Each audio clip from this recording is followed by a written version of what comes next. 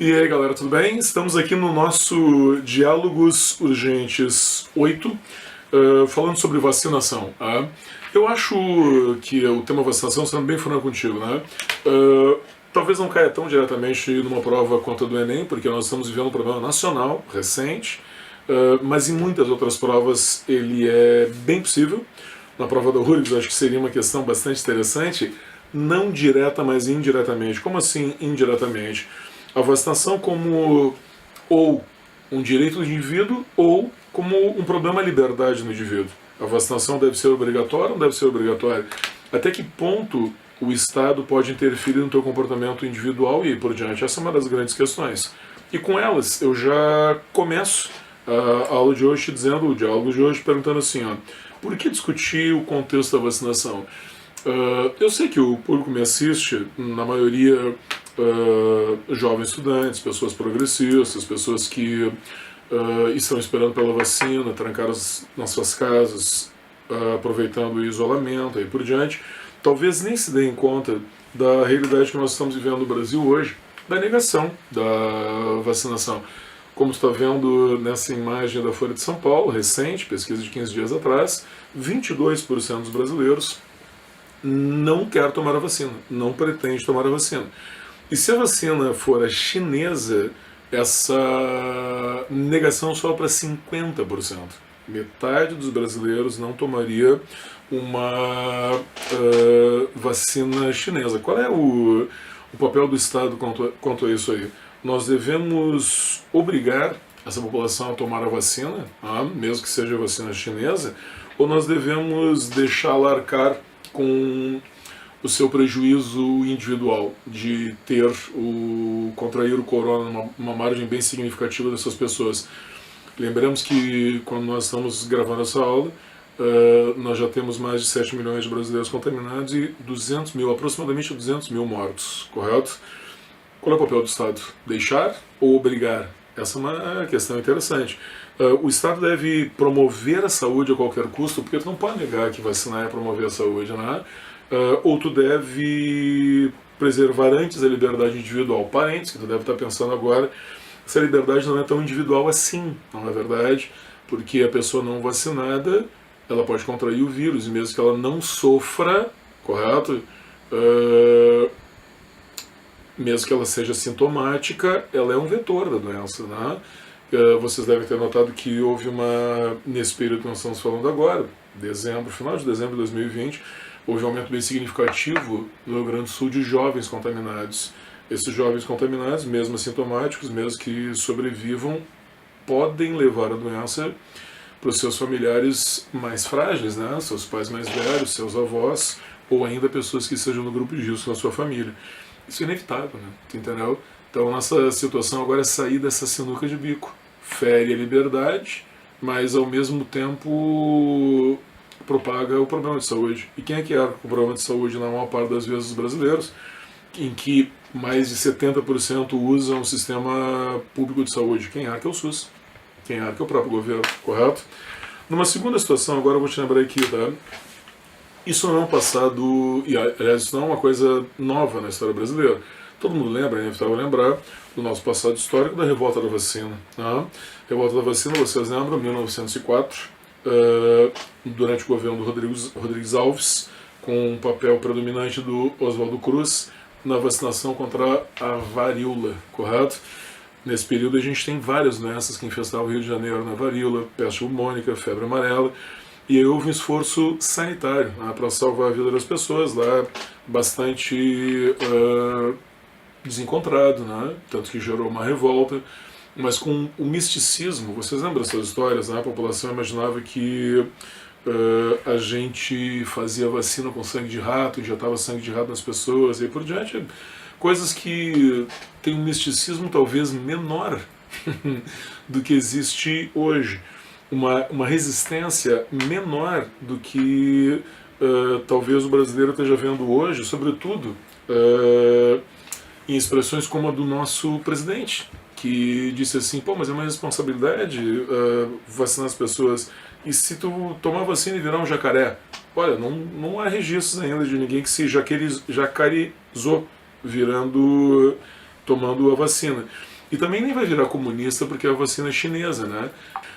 Eu acho que o misticismo dessa revolta da vacina é incrivelmente menor do que 110 anos depois está acontecendo agora no Brasil, né? Por exemplo, como nas palavras do excelentíssimo presidente da República, que seria uma responsabilidade eu começar a vacinar, para que ter pressa?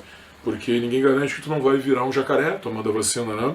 Embora não haja nenhuma notícia de que alguém se jacarizou tomando a sua vacina ainda. Ou que tu vai virar comunista em função do fato de que a vacina é chinesa. Eu acho que a precariedade de informação hoje parece maior do que no início do século XX, né? Um negócio incrível. Tanto aí no caso do presidente, quanto, você está vendo aí, né? Ainda vou te mostrar o símbolo da bandeira chinesa só para tu te acalmar, pode olhar, não tem problema nenhum, não vai virar comunista por causa disso. Eu acho que existe na sociedade brasileira hoje um conjunto de fatores que leva ao negacionismo. Tá? Esses fatores eles são bem diferentes, mas eles vão formar esse bolo enorme que tu está vendo aí de 20 a 50% das pessoas que não tomariam a vacina. Qual é o primeiro elemento do negacionismo, e talvez o mais discutível, né? Que as vacinas poderiam ter efeitos colaterais, que as pessoas teriam servido de cobaias, como várias vacinas nos Estados Unidos foram associadas ao autismo, por exemplo, né? Não parece, no caso americano, tu está vendo os antivacinas muito forte em função do prejuízo físico. Bom, isso é uma coisa discutível, né? Mas à medida que tu não tem a comprovação e que a ciência garante que não, então já não seria um problema. Uma segunda situação, e talvez mais relevante no Brasil de hoje, que não é a questão da saúde, me parece que o principal não é a questão da saúde, o principal é a questão política, né?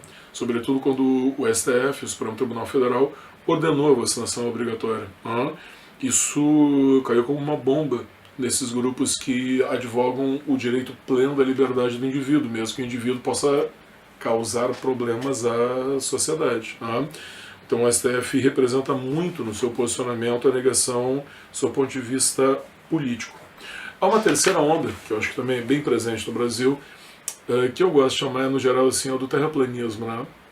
Daquelas pessoas que invariavelmente são contra a qualquer coisa, aí é a essência do negacionismo, né? Inclusive da configuração geográfica da Terra, de que essas vacinas vão funcionar, é o pessoal da teoria do complô, que está injetando um chip chinês na gente em função da vacina, não tem a ver com a saúde, né? No caso aqui do chip, né, e do terraplanismo, a saúde e o problema deles são paranoicos, correto? Mas essa movimentação ela já existe muito fortemente no Brasil. E, por fim,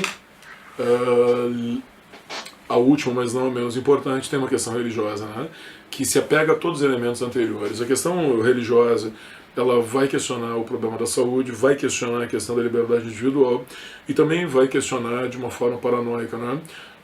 Lembramos, por exemplo, que esse é um movimento que há muito tempo vem crescendo no Brasil, muito espelhado, e vou usar um exemplo que daí é difícil nós concordarmos, com a contrariedade de grupos religiosos da vacina do HPV, porque ela estimularia, por exemplo, a sexualidade, a troca de parceiros, um negócio assim ó, muito bizarro. Tá?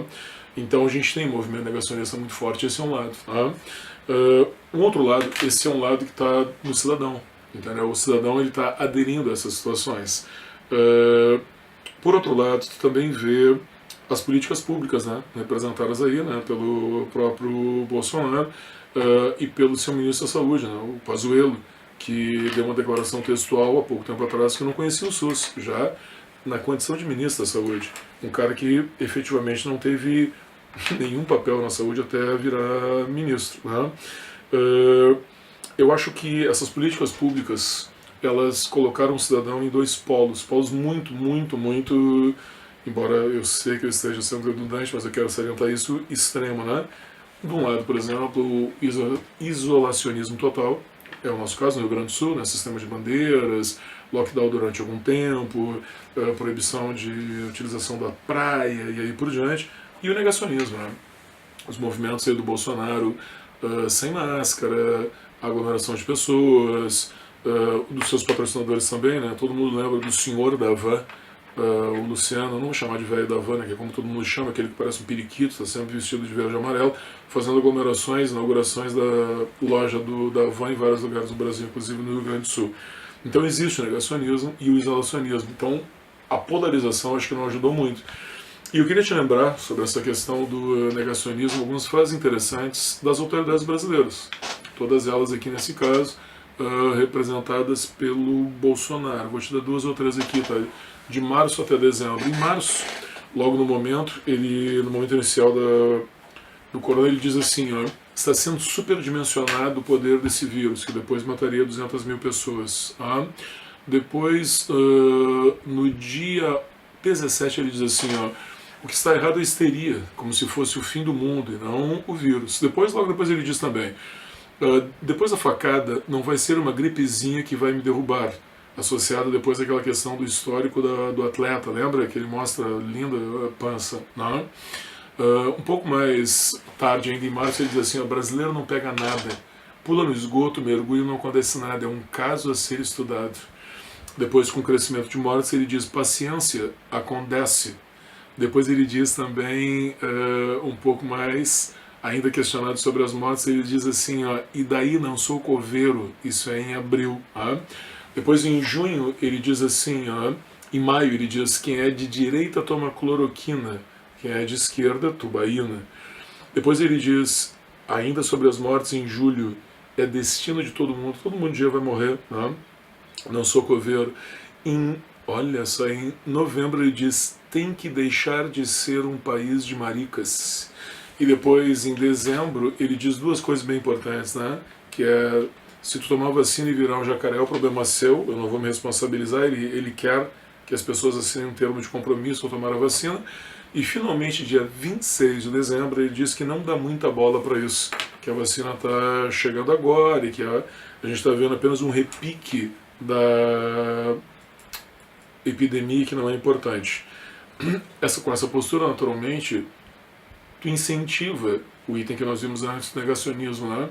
Parece que a coisa não é muito séria, parece que não é contigo. E a última coisa que eu queria lembrar, é incrível como nós esquecemos o quanto o SUS é uma referência em vacinação. Se tu dissesse assim, se tu te perguntasse, tá, mas o SUS é confiável para vacinar? Cara, é bem provável que tu só tenha chegado nessa idade que tu está agora e com a saúde que tu tem agora, porque tu tomou um conjunto de vacinas pelo SUS. Claro, alguns de vocês talvez tenham tomado vacinas privadas, mas poucos. A maioria tomou todas as suas vacinas da infância pelo SUS. Deu um abraço Zé Gotinha e tal, e chorou, correto? O SUS talvez seja, em termos de vacinação de grandes populações, o maior órgão do mundo para isso. A maior expertise possível, né? Em termos não só da eficácia, da qualidade da vacina, quanto da qualidade de serviço que o SUS promove, quanto um histórico também muito longo de que o SUS faz isso. Né? E aí tu vai desprezar agora por causa da vacina do corona. É interessante isso, né? Nós esquecemos talvez o que nós tenhamos de melhor. Talvez a melhor coisa que o SUS faça seja justamente as campanhas de vacinação. Fica aí a questão que nesse caso eu não vou responder. Tá? Eu tenho uma postura individual, né?